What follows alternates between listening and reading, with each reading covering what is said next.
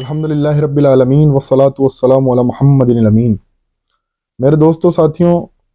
جو ابھی میں آپ کے سامنے شارٹ بائیوگرافی لا رہا ہوں صحابہ کی اور تابعین کی، اسی کے اندر ایک شخصیت آپ کے سامنے آج ڈسکس کرنی ہے۔ زید بن علی بن حسین بن علی بن ابی طالب بن عبد المطلب، یہ ان کا شجرہ نسب ہے۔ 75 ہجری کے اندر ان کی پیدائش ہوئی حضرت زین العابدین کے گھر کے اندر، یعنی جن کا نام علی تھا۔ زین العابدین جو حضرت حسین کے جو ایک بیٹے جو بچ گئے تھے کربلا کے اندر، علی، ان کا نام پڑا زین العابدین، انہی کے یہ بیٹے تھے زید ابن علی۔ 75 ہجری میں ان کی پیدائش ہوئی مدینہ کے اندر،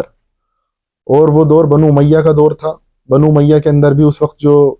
بادشاہ تھا وہ تھا عبد الملک بن مروان۔ ان کا جو ہے آپ کے سامنے کچھ شجرہ آپ کے سامنے اور کر دوں سامنے واضح۔ یہ حضرت جو زین العابدین تھے ان کے کئی بیٹے ہوئے ہیں، لیکن ان میں سے 2 بیٹے جو مشہور ہوئے ہیں، ایک تو محمد باقر جنہیں ہم جانتے ہیں۔ اسی طرح محمد باقر کے جو بیٹے تھے امام جعفر الصادق، تو محمد باقر تو ایک تھے وہ الگ ماں سے تھے، اور یہ الگ ماں سے تھے، زید تھے دونوں حضرت زین العابدین کے ہی بیٹے۔ اب ان کی جو والدہ تھیں زید کی، یہ مختار ثقفی نے کنیز جو ہے زین العابدین کو دی تھی،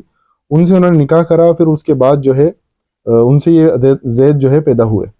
ان کی ولادت ہوئی۔ یہ علمی شخصیت، اتنے بڑی شخصیت تھی، اور ساتھ میں انقلابی شخصیت بھی تھی۔ قرآن پر، حدیث پر اور فقہی مسائل بھی بہت زیادہ ان کی جو ہے اس پر پکڑ تھی، مہارت تھی۔ اور ساتھ ہی ساتھ جو ہے ان کی معاملے میں ایک بات میں آپ کے سامنے یہ بھی کلیئر کر دوں کہ یہ انہوں نے جو ہے نا اسی جد و جہد کے لیے شہادت بھی پائی۔ اس علمی شخصیت جتنے زبردست تھے کہ انہوں نے انہی کے نام کے اوپر آج ایک پورا کا پورا مکاتب فکر، یعنی ایک مسلک آپ کہہ لیں، یمن کے اندر جو ہے زیدیہ جو ہے پورا کا پورا مسلک ایک ان کے اوپر چل رہا ہے۔ ایک عجیب اور عظیم شخصیت تھے، اور بالکل ہی یونیک پرسنالٹی۔ علم بہت تھا، تو ظاہر سی بات ہے علم جس کے پاس ہوتا ہے اس کو عمل بھی کرنے ہوتے ہیں، اور انہوں نے خلافت و ملوکیت کا اور واقع کربلا کا بھی انہیں بہت علم تھا کہ سارا معاملہ کیا ہوا۔ آج کے جیسے ہمارے جیسے معاملہ نہیں کہ ہمیں پتہ ہی نہیں کہ حضرت حسین کا نام تو ہم بہت لیتے ہیں، لیکن معلوم ہی نہیں کہ حضرت حسین شخصیت کیا تھے۔ ان کی ایک بات اور کی، شیخین جو تھے حضرت ابو بکر، حضرت عمر، ان کی بھی بہت عزت کرا کرتے تھے۔ یعنی یہ ان کو غاصب نہیں کہتے تھے، یہ کہتے تھے کہ اگر ان کے ہاتھ میں آئی اگر خلافت تو کوئی بری بات نہیں، انہوں نے بھی اس کو قرآن و سنت کے مطابق چلایا ہے، تو اگر ان کے پاس خلافت آئی ہے تو انہوں نے کوئی اس پر جو ہے نا ملوکیت نہیں بنائی، اس کو خلافت ہی رہنے دی۔ اسی وجہ سے ان کی مخالفت بھی بہت کری جاتی تھی۔ اور انہوں نے ہی جو لفظ ہے نا رافضی، جب حضرت ابوبکر، حضرت عمر اور حضرت عثمان کی جب لوگ نا مخالفت کرتے تھے تو انہوں نے ان کو کہا کہ تم تو رافضی ہو گئے ہو۔ زید ابن علی بڑی شخصیت گزرے ہیں۔ یہ کیا ہوا، ایک مرتبہ دمشق گئے۔ دمشق میں جب گئے تو وہ دور تھا ہشام کا وہ دور تھا، تو ہشام نے جو ہے نا ان کی تھوڑی انسلٹ کر دی، تو اور ان کو لگا کہ انہوں نے اہل بیت کے گھر آنے کی بھی کوئی عزت نہیں کری، تو یہ جو ہے نا وہاں سے آئے، اور وہاں سے آنے کے سیدھے کوفہ چلے گئے، مدینہ نہیں گئے، کوفہ گئے۔ اب کوفہ میں جب گئے تو کوفہ میں اہل بیت میں سے کوئی بہت وقت بعد وہاں پر آیا تھا، تو ان کی بہت عزت بھی ہوئی۔ پھر انہوں نے کہا کہ میں یہاں پر عزت افزائی وغیرہ کے لیے نہیں آیا ہوں، میں یہاں پر بیت لینے کے لیے آیا ہوں، کہ میں اب جو ہے نا یہ بنو امیہ کی حکومت کو اکھاڑ کے پھینکنا چاہتا ہوں، اس میں کون کون میرے ساتھ ہے۔ تو 15,000 تقریباً لوگوں نے ان کے ہاتھ پر بیعت کری۔ امام ابو حنیفہ کو بھی انہوں نے کہا کہ ہمارے سپورٹ میں آئے،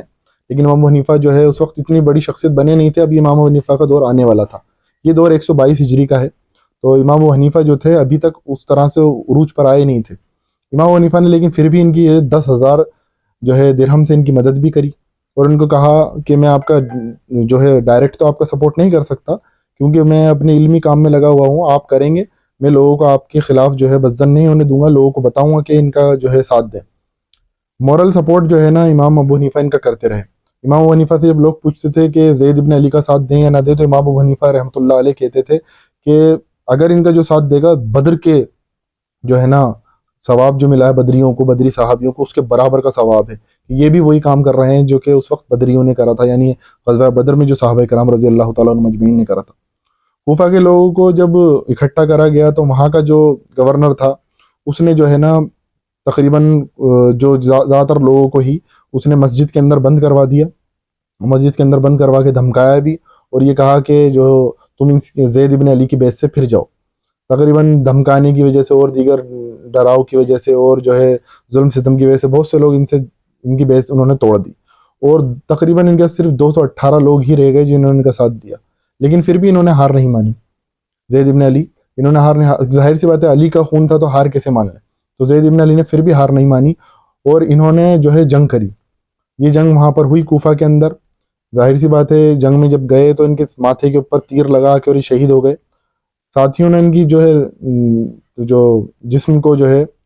لاش کو جو ہے دفنا دیا چھپا کے، کیونکہ بنو امیہ کا جو خاصہ تھا وہ یہی تھا کہ وہ اپنے مخالفین کی لاشوں کا جو ہے نا مسئلہ کرتے تھے، گردن کاٹ کے تو دمشق بھجانا وغیرہ چھپا دی، لیکن پھر بھی بنو امیہ کو کسی نہ کسی طرح سے اس گورنر کو جو ہے جو کوفہ میں تھا اس کو پتہ چل گیا، اور اس نے جو ہے نا